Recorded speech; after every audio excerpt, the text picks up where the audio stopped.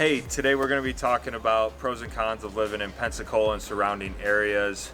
Fun fact, Pensacola is the home of NAS, and with NAS comes the Blue Angels. So Blue Angels Week happens 2 times a year and it is awesome. People go out on the beach at like 2, 3 in the morning, start setting up tents, getting their party started, and Blue Angels, they set up a show and they do an air show all day long for locals and anybody coming to the area. I'm always posting fun videos and content that is related to Pensacola and the surrounding area real estate market. If that's your thing, make sure you subscribe to this channel. If you're thinking about moving here, buying here, renting here, or just need a professional on the ground, text or email me anytime. Hey, today we're going to be talking about the pros and cons of living in Pensacola and the surrounding area.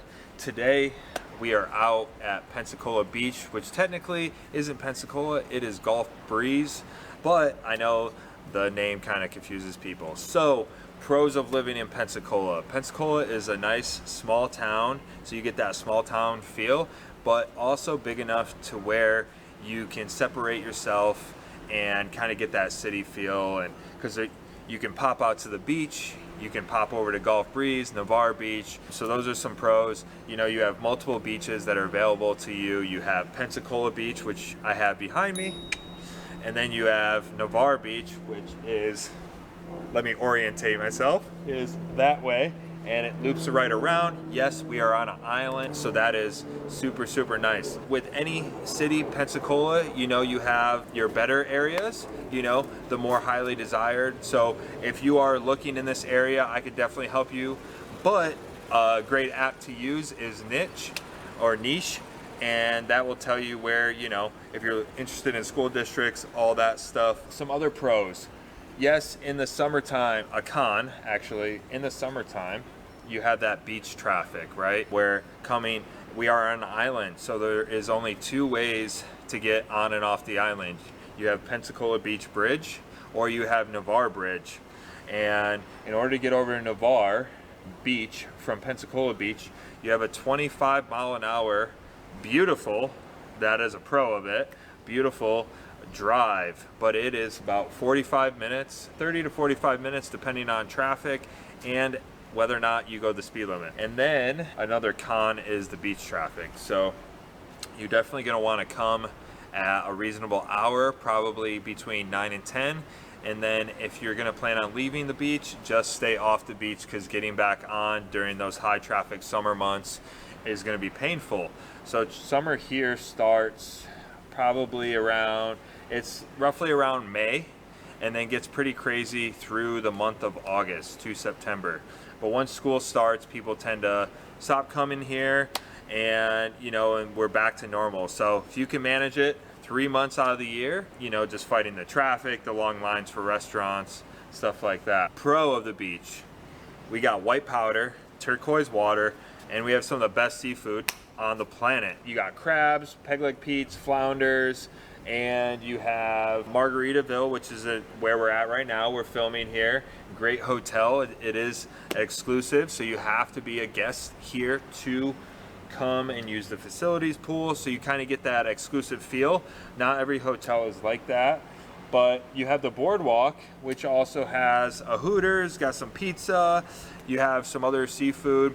And then if you're looking for some fine dining, we have the Grand Marlin, which also has some of the best drinks and some really good food and oysters. Now let's talk about oysters. Every major restaurant here is going to have oysters. So some people don't like the texture of oysters, but they love when they are baked. So I recommend trying out the Rockefeller oysters if you are in the area. They are amazing.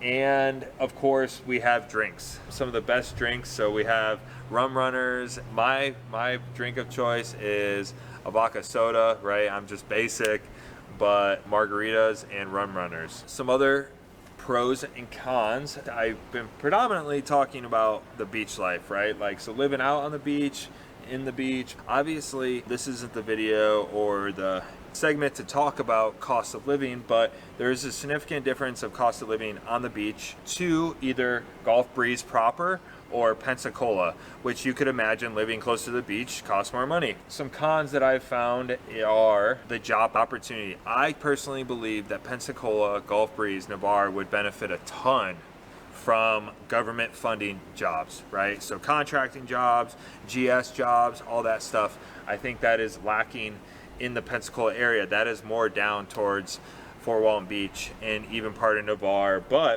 and Destin area, because you have Eglin Air Force Base. However, we do have, like I said, NAS, which is Navy base. So let's talk about schools, because I feel like schools can be pros and cons for sure. There's a ton of great schools around the area. You know, Pensacola's got a bunch of schools, Gulf Breeze, Navarre. I personally, my daughter goes to school in Gulf Breeze, right by, it's like on the edge of Gulf Breeze and Navarre. We send her to a private school, Christian school, which is, we like that, right? So, but there's a ton of great schools in the area. Use the app Niche to find out what your rating is for schools that you're looking for. It'll be a ton of help. So I'm excited for you to subscribe. If there's anything that you feel you want to bounce off me, need a resource or anything like that, call, text, email me anytime. So as you can see, a con is the humidity. I used to live out here from 2011 to 2017, and every time I went outside, I was constantly sweating. And I used to get super self-conscious about it because I'm a sweater. But I started looking around, and everybody's freaking sweating their back, their forehead. My nose sweats like it's got a whole separate atmosphere.